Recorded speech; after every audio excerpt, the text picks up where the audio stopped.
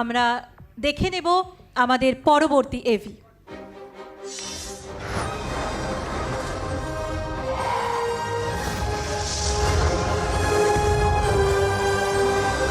Red wine entertainment initiative Banga Jyotish Samman 2026 season 2।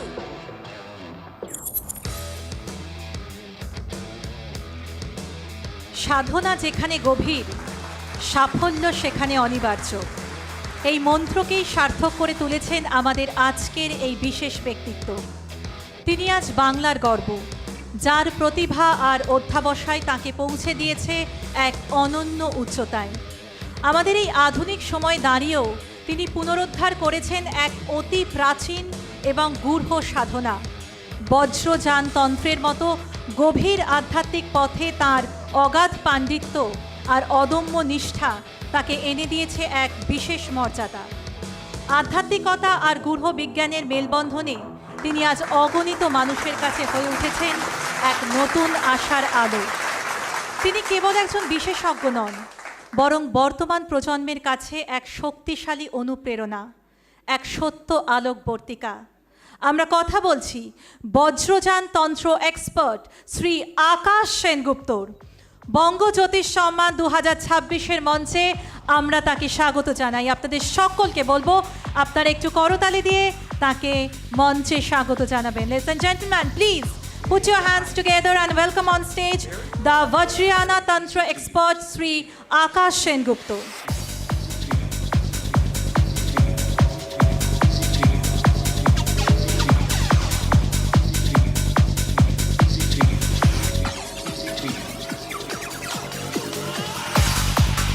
Vajrayana তন্ত্র expert এই বিভাগে বঙ্গ জ্যোতিষ সম্মান 2026 আমরা তুলে দিচ্ছি শ্রী আকাশ সেনগুপ্ত মহাশয়ের হাতে।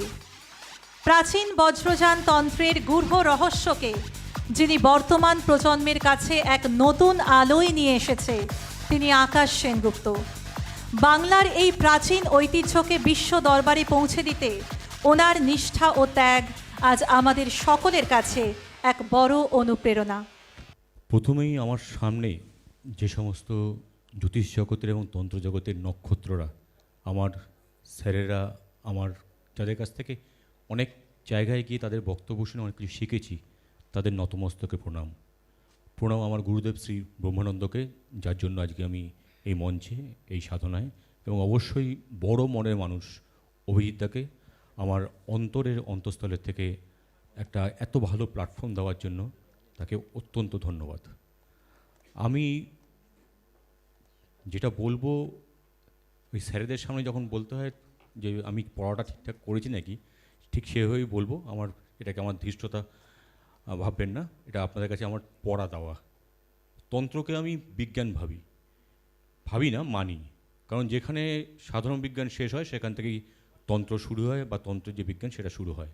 আমরা জানি যে নাসা যখন সারা মহাজগৎ থেকে শব্দপুঞ্জ এক জায়গায় করেছিল, সেই শব্দপুঞ্জকে যখন বাজাচ্ছিল সেটা বেরিয়ে এসেছিল ওম। তাই নাসার মতো সংস্থা এটাকে গুগলে দিয়েছিল, এটা গুগল সার্চ করলে পাওয়া যায়। তাই অবশ্যই তন্ত্র এবং অবশ্যই জ্যোতিষ দুটোকেই আমি বিজ্ঞান ভাবি। আমি জ্যোতিষ জগতের লোক নই। তন্ত্র নিয়ে এটা আমার প্যাশান, আমার পেশা কিন্তু সাংবাদিকতা। আমি তন্ত্র নিয়ে আমি জানতে চাই, তন্ত্র নিয়ে পড়াশোনা করি। বজ্রযান তন্ত্র আমার কাছে খুবই একটা ইন্টারেস্টিং বিষয়, কারণ তন্ত্র যে কথা বলে যে জ্ঞান, সত্য এবং একতা, বজ্রযান তন্ত্র সে কথাই বলে।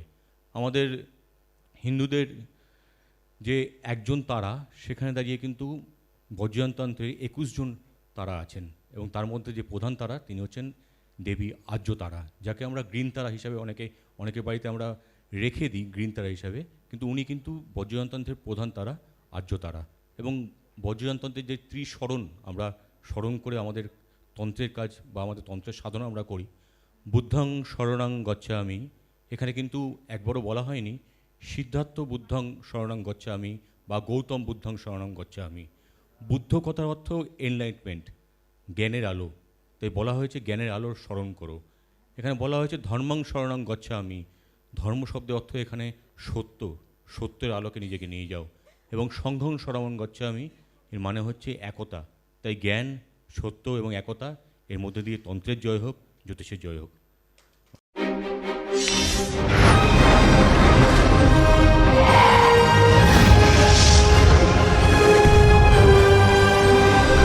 Red wine entertainment initiative Banga Jyotish Samman 2026 season 2